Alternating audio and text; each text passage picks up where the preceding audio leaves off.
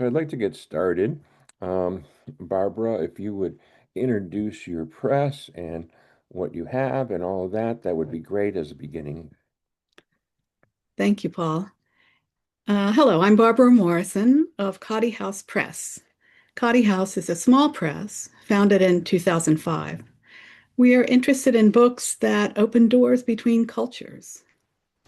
I want to mention two books that we're offering through Indie Gift Books. The first is a children's book, Stories from PI, edited by Jill Watts. Jill was a Peace Corps volunteer sent to the elementary school in PI, a village in St. Lucia. I'll read a little from her introduction to explain the genesis of the book. These are the children in the school.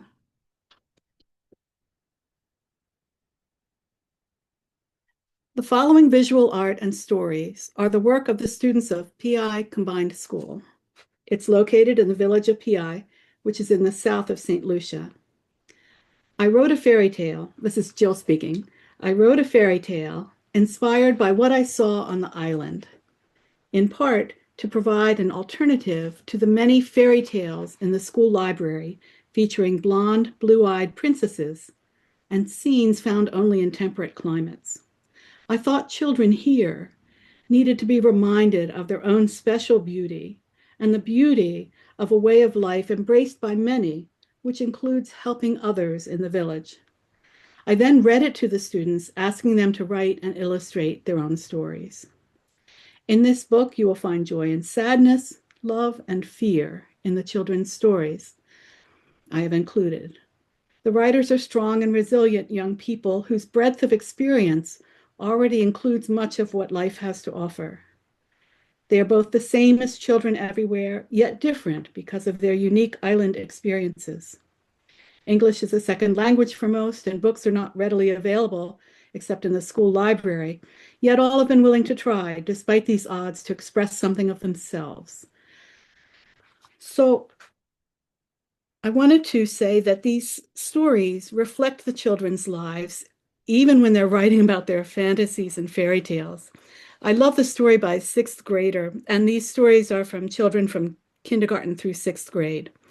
I love the story by sixth grader Love Grace John that begins, Zip Zap Island is the zippiest, zappiest place on planet Zipper. Zip Zap Island was a very cheerful place. That was until evil villains sent heavy rains throughout the island. Again, something in her personal experience. Or this one from kindergartner Maya LaFontaine. This is the whole story. Once upon a time, there was a little girl who went to the shop to get tomatoes. She saw a monster. She was afraid to go home. When she saw the monster, she had an idea. She made a house so that she would be saved.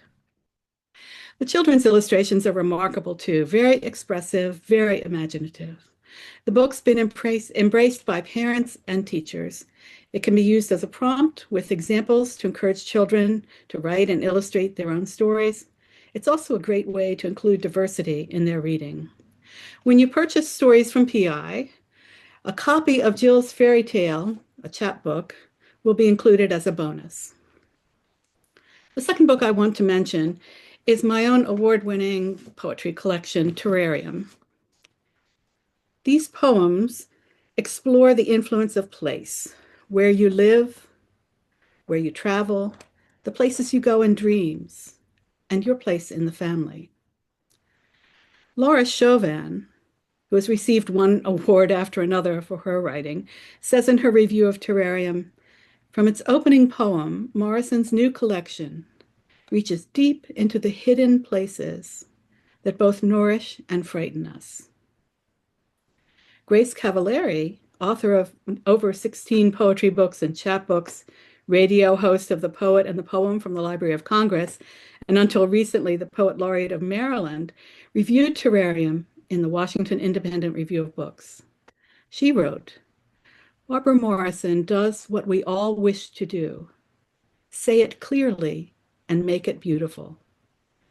All the old wounds that psychiatry leaves ragged and unfinished, poetry mends clean and whole.